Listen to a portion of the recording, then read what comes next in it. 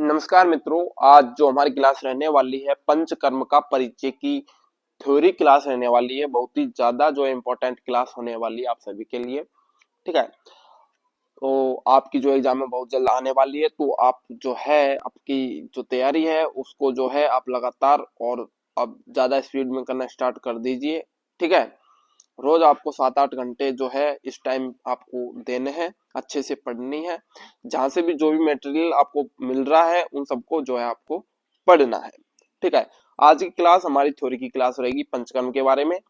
ठीक है, और बहुत ही ज्यादा इंपॉर्टेंट क्लास है क्योंकि यहाँ से क्वेश्चन आपका एग्जाम में पुटअप होता है।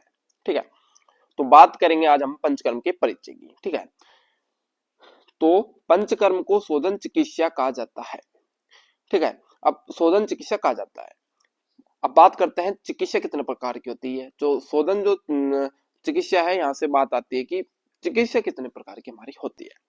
ठीक है, तो जो हमारी चिकित्सा होती है दोस्तों, वो दो प्रकार की यहाँ पे होती है। एक होती है समन और एक होती है आपके शोधन।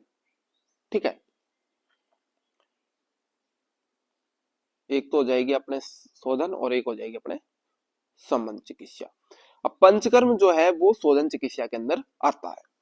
राइट, ठीक है। अब शोधन चिकित्सा क्या होती है और समन चिकित्सा क्या होती है, इसकी बात करते हैं। तो जो शोधन चिकित्सा होती है उसके अंदर क्या होता है कि हमारे शरीर के अंदर जो प्रकोपित दोष है, ठीक है, उनको बाहर निकाल दिया जाता है। तो वो तो हो जाती है शोधन चिकित्सा।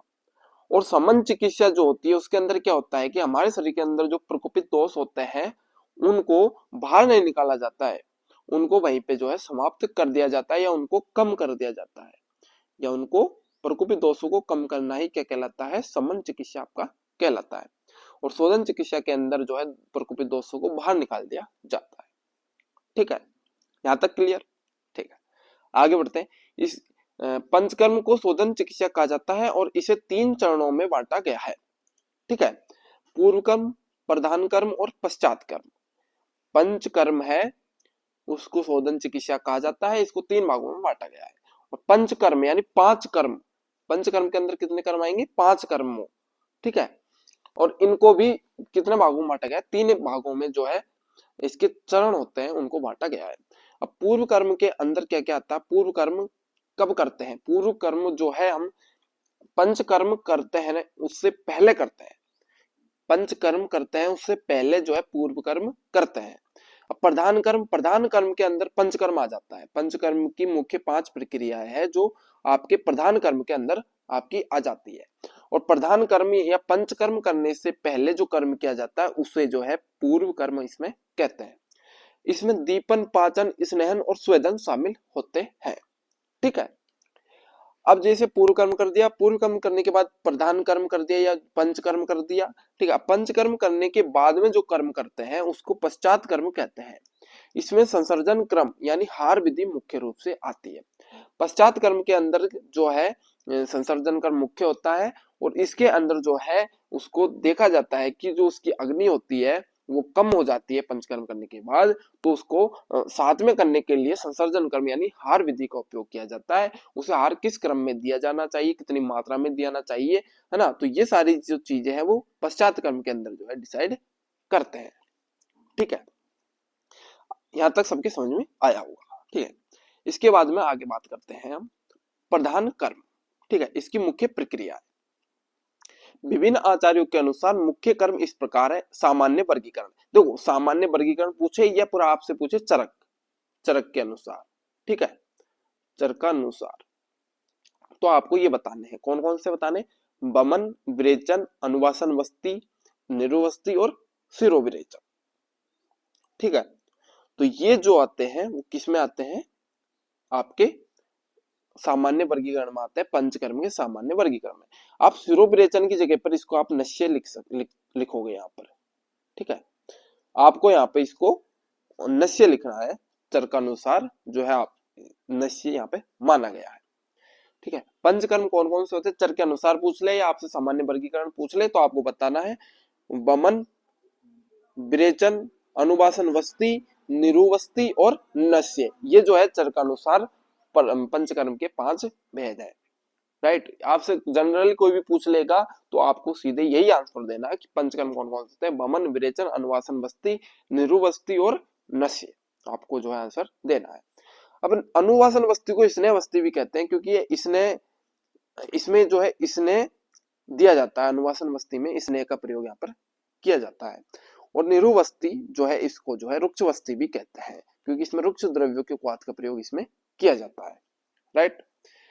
इसके बाद में हम चलते हैं शल्य विधि या सुश्रुत के मत से यदि पूछे कि पंचकर्म के कौन कौन से भेद है बताइए सुश्रुत के अनुसार, तो आपको नाम बताने हैं बमन, विरेचन, वस्ती, शिरोविरेचन और रक्त मोशन। ठीक है। इसमें जो है अनुवासन वस्ती और निरुवस्ती दोनों को कंबाइंड कर दिया है और वस्ती इसमें नाम इन्होंने दे दिया है। ठीक है। और शिरोविरेचन और एक इसमें एक्स्ट्रा जोड़ा है वो रक्त मोक्षण इसमें जोड़ दिया है आचार्य सुश्रुत जी ने। ठीक है। तो यह था आपकी जो है आप पंचकर्म का परिचय। राइट। इसके बाद में आपका आता है चिकित्सा के प्रकार। आपको बताया था ऊपर समन और शोधन दो प्रकार की होती है। ठीक है। तो समन चिकित्सा दोषों को शांत करना, इसमें दोषों को शरीर से बाहर निकाले बिना ही उनको शांत किया जाता है, उनको दोषों को कम किया जाता है। राइट। अब जैसे बात दोष है, ठीक है, दोष अपने होते हैं तीन, बात, पित्त और कफ। बात दोष के अंदर जो है श्रेष्ठ द्रव्य कौन सा यूज में लेते हैं? तेल। वात दोष किसे शांत होगा? तेल से। वैसे पित्त दोष को यदि शांत करना है तो आपको श्रेष्ठ द्रव्य घृत को यूज में लेना पड़ेगा। ठीक है। उसी तरीके से कफ दोष के अंदर जो है मधु या शहद जो है श्रेष्ठ द्रव्य बताया गया है, और श्रेष्ठ समन द्रव्य जो है वो गिलोय होता है, वो तीनों को ही समन करता है। बात, पित्त और कफ तीनों को ही जो है ये समन करेगा, वो गिलो आपका हो जाएगा। इसके बाद में जो चिकित्सा आती है शोधन चिकित्सा, इसमें दोषों को शरीर से बाहर निकाला जाता है। ठीक है। दोषों के अनुसार श्रेष्ठ ऋतु और द्रव्य की तालिका निम्न प्रकार आपको बताई गई है। ये आपकी तालिका है। ठीक है। जैसे बात दोष है यदि, ठीक है, तो बात दोष के अंदर कौन सा कर्म करवाते हैं? बात कर्म, जो बात दोष है यदि किसी का बड़ा हुआ है उसको बाहर निकालना है तो कर्म कौन सा करेंगे अपन? पंचकर्म में से वस्ती कर्म हम यहाँ पे करने वाले हैं। इसके बाद में आपका आता है ऋतु और द्रव्य। इसके अंदर कौन सी ऋतु में करनी चाहिए? जो श्रेष्ठ बस्ती के लिए जो ऋतु बताई गई है वो बताई है इन्होंने वर्षा ऋतु। और द्रव्य कौन सा यूज में लेंगे? दशमूल इसके अंदर काम में हम लेने वाले हैं। ठीक है। उसी प्रकार यदि पित्त दोष है तो पित्त दोष के अंदर इसको बाहर निकालना है। पित्त दोष किसी का प्रकोपित हो रहा है और उसको बाहर निकालना है तो आपको कौन सा कर्म करना पड़ेगा? तो आपको जो है विरेचन कर्म यहाँ पे करना पड़ेगा। ठीक है। विरेचन कर्म यहाँ पे आपको करना पड़ेगा। और कौन सी ऋतु में विरेचन श्रेष्ठ होता है? तो वो शरद ऋतु में विरेचन आपका होता है। और द्रव्य त्रिव्रत आपको यूज में लेना चाहिए। ठीक है। उसके बाद में आपका कफ दोष की बात करते हैं। कफ दोष को निकालने के लिए आपको वमन कर्म करवाना पड़ेगा। पंचकर्म का एक भेद है वमन, वो आपको करवाना पड़ेगा। और इसके लिए जो श्रेष्ठ ऋतु बताई गई है वो आपको बसंत ऋतु आपको बताई गई है। और द्रव्य की बात करें तो मदन फल इसके अंदर आपको बताया गया है। इसके बाद में उदर्भ जत्रुगत रोग यानी ईएनटी के जो रोग होते हैं दोस्तों, उसके लिए जो कर्म बताया गया है वो शिरोविरेचन कर्म यहाँ पे बताया गया है। और ऋतु जो है प्रावृत ऋतु यहाँ पर शरद और वसंत यहाँ पे बताई गई है। द्रव्य अपामार को यूज में लेना है। उसी प्रकार रक्त एक चौथा जो है आपका दोष माना है। ठीक है। कुछ आचार्यों ने ही माना है। वैसे आपके दोष बात, पित्त, कफ ही है, तीन मेनली, लेकिन एक चौथा दोष और कुछ आचार्य मानते हैं वो होते हैं दोष रक्त। जो वो रक्त है उसको चौथा दोष इन्होंने माना है। उसके लिए क्या करेंगे? उसको निकालना है तो दूषित रक्त को निकालना है तो रक्त मोक्षण आपको करवाना पड़ेगा।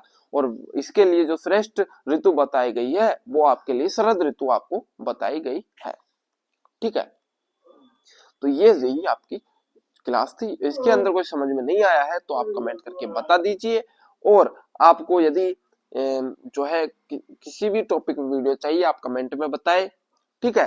कोई भी जानकारी चाहिए कमेंट करें या व्हाट्सएप नंबर पर आप मैसेज कर सकते हैं। इसके बाद में बात करेंगे स्नेह स्नेहन की। ठीक है, तो स्नेह के स्रोत और प्रकार। स्नेह की दो मुख्य स्रोत, योनि भेद से यदि स्नेह की बात करें तो दो प्रकार का जो है स्नेह होता है, स्थावर और अपना जंगम। ठीक है, स्थावर के अंदर वनस्पति आती है, और श्रेष्ठ जो स्थावर स्नेह की बात करते हैं तो तिल तेल का नाम सामने आता है। उसी प्रकार जांगम के अंदर प्राणी आते हैं, और श्रेष्ठ जांगम स्नेह की बात करें तो आंसर आपका निकलकर घी यहाँ पर आता है, यानी घृत। ठीक है, इसके बाद में आपसे पूछता है कि चतु स्नेह या मुख्य चार स्नेहों के नाम बताइए, तो आपको कौन कौन से नाम बताने हैं। फर्स्ट नंबर पर आपका आता है घी, ठीक है, यह घृत। फिर आता है आपका तेल, बसा और मज्जा। ये आपके चार जो है चतुष स्नेह या मुख्य चार स्नेह जो है वो यहाँ पे बता दिए हैं, ये आपको याद रखने हैं। अब कुछ मिश्रणों के नाम भी देख लेते हैं। यमक, किन्हीं दो स्नेहों का मिश्रण, दो स्नेहों का मिश्रण है तो वो यमक कहलाएगा। तीन स्नेहों का मिश्रण है तो वो त्रिव्रत कहलाएगा, और चार स्नेहों का मिश्रण यहाँ पर मान आपका कहलाता है। ठीक है, अब स्नेह को कैसे यूज करते हैं और उसके कुछ लक्षण सेवन विधि यहाँ पर है। प्रविचारणाएं, प्रविचारणाएं कितनी होती है, तो उनकी संख्या होती है 24। प्रविचारणाओं की संख्या यहाँ पर 24 आपको बताई गई है, आपको याद रखनी है। ठीक है, उसके बाद में आता है अनुपान। तो सभी स्नेहों के लिए सामान्य अनुपान जो है उष्णोदक है। उष्णोदक यानी थोड़ा गर्म पानी। अनुपान यानी आपने कुछ भी लिया, औषधि ली, कुछ भी द्रव्य का यूज किया, तो उसके बाद में जो आप पान करते हैं तो उसको बोलते हैं अनुपान। जैसे उष्ण, उष्णोदक गर्म पानी जो है सामान्य अनुपान बताया गया है। सम्यक स्नेहन लक्षण, मल के साथ स्नेह का दिखना, मल का बंधा हुआ न होना, और दीप्ताग्नि यानी भूख का बढ़ना, भूख का बढ़ना, ये जो है सम्यक स्नेह के आपके लक्षण बताए गए हैं। ठीक है, उसके बाद में कोष्ठ और विरेचन की मात्रा की बात करें तो विरेचन के लिए एरंड स्नेह को श्रेष्ठ माना गया है। इसकी मात्रा व्यक्ति के कोष्ठ पाचन शक्ति पर निर्भर करती है, यानी विरेचन के लिए कौन सा स्नेह दिया जाना चाहिए, तो एरंड स्नेह श्रेष्ठ स्नेह है। विरेचन में सबसे श्रेष्ठ जो स्नेह होगा वो एरंड स्नेह होगा। आपके एग्जाम के अंदर क्वेश्चन पूछ सकता है कि जो सबसे विरेचन के अंदर जो सबसे श्रेष्ठ स्नेह है वो क्या है, तो आपको आंसर देना है एरंड स्नेह। ठीक है, अब मृदु कोष्ठ, मध्य कोष्ठ और क्रूर कोष्ठ। कोष्ठ कितने प्रकार के होते हैं, कोष्ठ आपके तीन प्रकार के आपके कोष्ठ बताए गए हैं, मृदु, मध्य और क्रूर कोष्ठ। ठीक है, इसमें पित्त की प्रधानता होती है। मृदु कोष्ठ में पित्त की प्रधानता होती है, तो इसके अंदर आपको कितना स्नेह लेना है, 30 ml की मात्रा में इसको आपको यूज में लेना पड़ेगा। ठीक है, मध्य कोष्ठ यदि किसी व्यक्ति का है तो आपको 60 ml उसको इसमें पान करवाना पड़ेगा, और यदि क्रूर कोष्ठ है, इसमें बात की प्रधानता होती है, तो आपको 120 ml जो है उसको इसमें का सेवन करवाना पड़ेगा। ठीक है, अब आता है आपका स्वेदन। आचार्य सुश्रुत और भागवत ने स्वेदन के 4 प्रकार बताए हैं, ताप स्वेद, उष्ण स्वेद, उपनाद स्वेद और द्रव स्वेद। ये 4 प्रकार आपके स्वेदन के इन्होंने बताए हैं आचार्य सुश्रुत और भागवत ने। ठीक है, अब कुछ विशेष देख लेते हैं कि आम बात बीमारी में बिना स्नेहन के ही स्वेदन किया जाता है। आम बात जो बीमारी होती है उसमें स्नेहन नहीं करवाया जाता है, बिना स्नेहन के ही जो है बीमारी को ठीक किया जाता है। ठीक है, बिना स्नेहन के ही उसे स्वेदन करवाया जाता है। स्वेदन के दौरान जलन होने पर प्रवाल पिष्टी, गिलोय, सत्व या सूत सेकर रस देना चाहिए। स्वेदन के समय यदि आपका स्वेदन किया जा रहा है, यदि आपको जलन हो रही है तो आपको प्रवाल पिष्टी, गिलोय, सत्व और सूत सेकर रस का प्रयोग आपको करना पड़ेगा। तो ये थी आज की आपकी क्लास। यदि इसके अंदर आपको कुछ समझ में नहीं आया है तो आप कमेंट में जरूर बताएं, और कमेंट में जरूर बताना है कि आज की क्लास कैसी लगी आपको, क्या आपके लिए ये क्लास हेल्पफुल होने वाली है। हमारे हिसाब से तो बहुत ज्यादा हेल्पफुल है, इसीलिए हमने इस टॉपिक को जो है आज वीडियो के लिए हमने यूज में लिया है।